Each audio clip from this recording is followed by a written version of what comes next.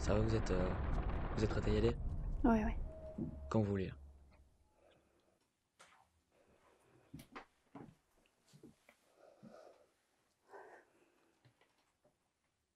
Alors, ça s'est passé un 12 septembre, un mardi, je crois.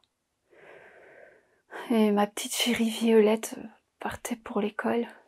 Donc, comme tous les matins, j'ai préparé son déjeuner. Je l'ai embrassée avant qu'elle ne parte. En rentrant de l'école, un homme d'une quarantaine d'années a commencé à suivre Violette.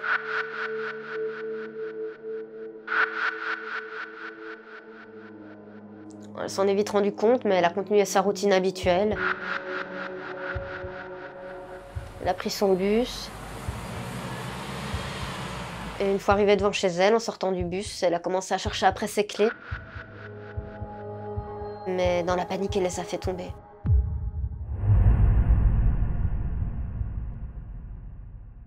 Et là, il était trop tard.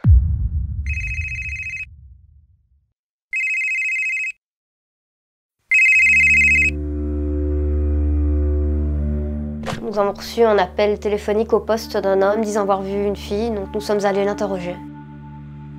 Donc moi j'étais là, je rentrais chez moi et comme à son habitude, je vois ma voisine qui rentre de l'école. C'est vrai qu'elle était suivie par un homme habillé tout en noir, un peu bizarre, qui la suivait. Et là il y a une camionnette qui déboule de la rue en face et en un coup il l'embarque. Et moi j'étais sous le choc, il m'a fallu quelques minutes pour reprendre mes esprits. Et dès que j'ai repris mes esprits, j'ai appelé la police. Après avoir interrogé le voisin, nous sommes rendus sur le lieu des faits. Nous avons trouvé un essuie rempli de chloroforme. Nous sommes ensuite dirigés vers le supermarché en haut de la rue. Nous avons demandé à visionner les caméras de surveillance. Effectivement, nous avons eu un homme effrayant acheter du chloroforme.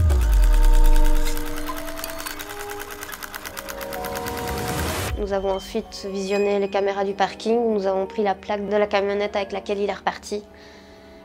Ainsi, nous avons pu retracer la résidence des kidnappeurs. Avec mon équipe d'intervention, nous nous sommes rendus sur place où nous attendions à retrouver Violette. Mais rien. Une simple cage et des chaînes. Après cette découverte, on a commencé à entendre parler de cette affaire de plus en plus. Presque sur toutes les chaînes de télé, à la radio, les gens ne parlaient plus que de ça dans la rue. L'affaire de la petite Violette. J'ai donc décidé de m'y intéresser à mon tour. Je me souviens très bien du moment où les fouilles ont commencé et où l'équipe d'investigation a trouvé par hasard un ordinateur caché dans un coffre. On l'a tout de suite envoyé en analyse, bien sûr, mais on ne s'attendait pas à découvrir ce qu'il contenait. Quand ils m'ont montré le contenu de l'ordinateur, j'ai pas pu résister.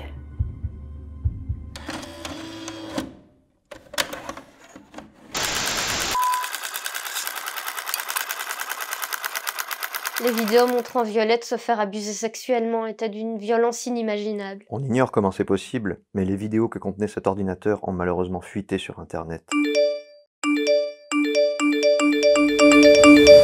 Quand les gens ont appris cette découverte, plus personne ne se sentait en sécurité dans les rues. Certaines écoles ont dû fermer à cause du manque d'élèves présents. Dès lundi et jusqu'à nouvel ordre, les crèches, les écoles, les collèges seront fermés. Quand on a vu les répercussions que cette affaire avait, on ne savait pas trop comment réagir. La presse a commencé à nous attaquer de toutes parts, de même que les gens qui s'impatientaient. On a mis toutes nos équipes sur le coup, mais impossible de trouver le responsable des faits. Les internautes ont commencé à s'impliquer dans cette affaire, en voyant qu'après plusieurs semaines, celle-ci n'avançait pas. Il ne faut pas oublier qu'Internet est puissant, et une fois lancé dans une cause, les internautes vont tout faire pour essayer de résoudre le problème. Voir toutes ces personnes qui se mobilisent pour ta cause, c'est très touchant. Après de nombreuses recherches de la part des internautes, quelque chose est remonté. On était loin de s'imaginer une chose pareille. Je m'en souviens comme si c'était hier. J'étais à table avec mes enfants et ma femme quand je reçois un message d'un internaute qui dit avoir trouvé une photo qui circule sur Internet. J'ouvre la pièce jointe et ce que je vois, c'est la photo de la petite fille décapitée.